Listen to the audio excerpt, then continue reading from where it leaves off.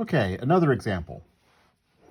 Find the volume when the region between the curves y equals x squared, that's this parabola, and it actually goes on here also, right? Y equals x, that's this line. In the first quadrant, that's just this section right here, between those two, when that's revolved around the x-axis. So let me make this a little bigger over here, a little more exaggerated.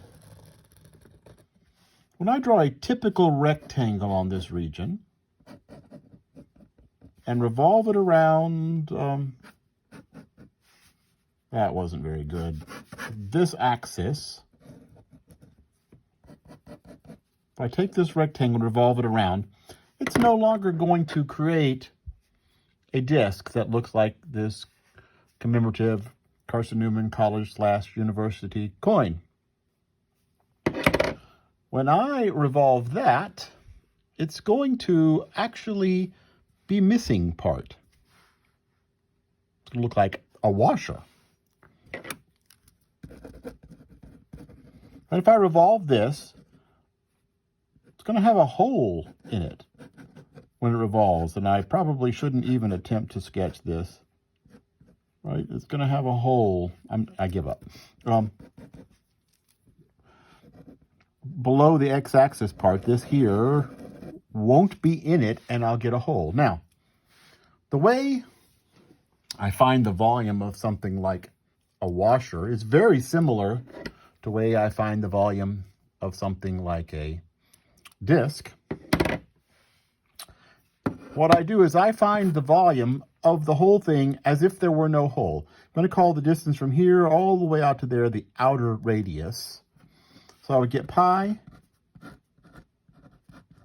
times the outer, that's a d, radius squared times h minus, and then I'm going to subtract out the hole.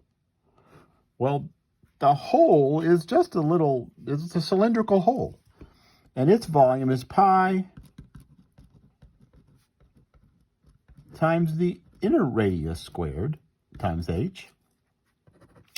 And I do some algebra and I get this. Pi times outer radius, OR standing for outer radius, folks, squared minus inner radius squared times h. That's going to give you the volume I would get when, instead of a whole bunch of discs being added up, I got a whole bunch of washers adding up.